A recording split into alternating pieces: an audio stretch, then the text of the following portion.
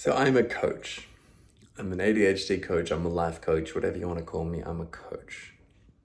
And a question that I get very often is what makes a coach different from, say, a counselor or a psychologist? And here's one of the very important differences. I'm a very bad listener, and I'm very impatient. And I'm proud of that. Now, when I say I'm a bad listener, what I mean is I'm deeply attentive. I will listen extremely carefully. But I'm very bad at sitting and just listening. If you want someone who you can just say all of your problems to, I am so extremely not the guy.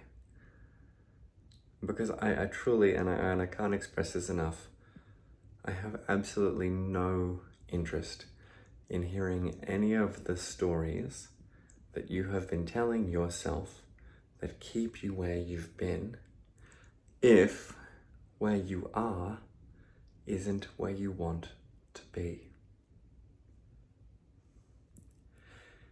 Because we are all the product of our stories. You are exactly where you want to be because of the stories that you tell yourself about who you are, the things that you choose to believe to be true about the world around you, about yourself, about the people in your life, all of the things that you believe about the world that you've created to live in. It's all based on the stories that you've told yourself. And some of them will be great stories. I'm a great dad. I'm a great husband. I'm a great leader. I'm a great speaker. I'm interesting and I'm engaging. They're all great stories, probably. Keep telling yourself those ones. I have lots of friends and people love and celebrate me. That's a really good story to tell. You could also say, I'm a terrible father and I'm a terrible dad or whatever, parent. Who cares? All other things are all available, and I'm sure you could find so much evidence to support those claims too. And you say, oh yes, well it all began in 1975 when this happened to me and that caused this to occur and that's why my brother did this to me and that's why I am the way that I am, and I just don't care. I just don't care. Because if you stop telling yourself that story, you'll stop living it. I've seen this again and again. Even, oh, I'm so upset because this thing happened to me last week. Then stop fucking thinking about it. Stop talking about it. Stop making the bad part of that story real. Because I guarantee you that in any story that you're telling, you can find a good part. A part that could serve you. I have a client that I'm working with at the moment. And he's, without wanting to reveal too many details, he is, for whatever reason, unable, he can't use his leg, he's injured. It's a temporary injury. And he's been very much buying into well, not really buying into a woe is me aspect of it, but not realizing that at the moment he has a reprieve from responsibilities. He's not expected to go and do his work at the moment where he's expected to do some manual things. He can't. He's injured. And that's incredible. That gives him a complete ability to have total freedom from the expectation and the pressure that might accompany not being able to do those tasks. He would have so many reasons to feel bad about it and just want to get better quicker so we can get to the next thing. But the fact is, he also has an opportunity now. The fact is, it's a fact. He has an opportunity now to actually just take some time to really think about where he is and where he wants to be. It's a precious gift, and you know, we had a session fairly recently, and by the end of the session, I suspect that he was almost going to be sad when he was actually able to get better and stronger and be able to walk and function properly. Because he came to so appreciate this window that he has before him now of opportunity to really slow down and take stock of things. And what a gift that is. And we told the exact same story. Oh, well, no, that's not entirely true. We took the exact same scenario, the same situation, that he has an injury.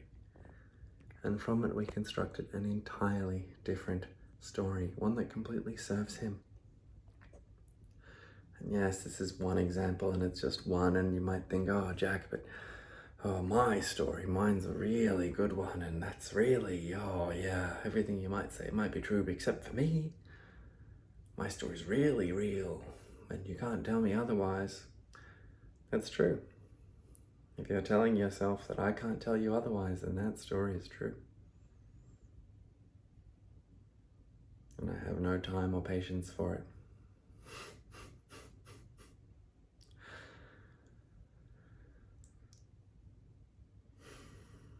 That's the thing. And people, they want to tell me these things and insist upon, oh yeah, but you don't get it. But this is why I can't be an empowered full version of myself. Hang on, just keep listening and I'll get to the bit that'll really convince you that I'm really worthless.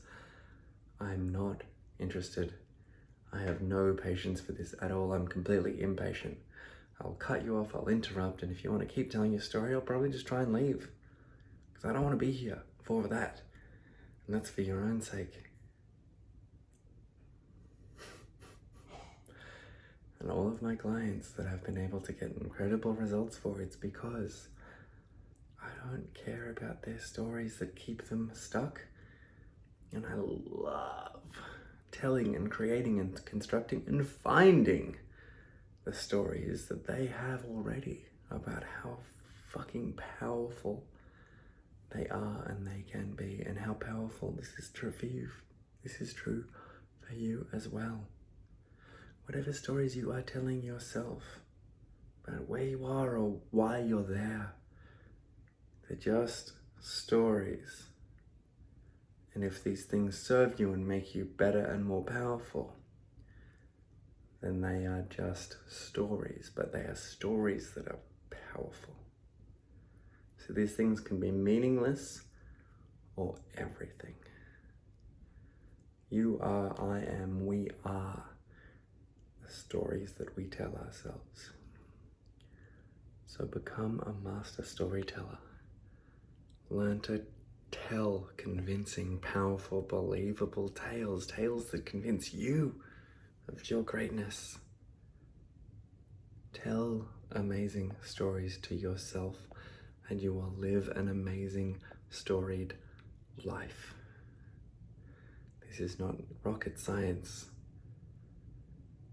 It's straightforward and it's fun and it's powerful, and you can do this. Just stop listening to the old narratives and start writing new ones.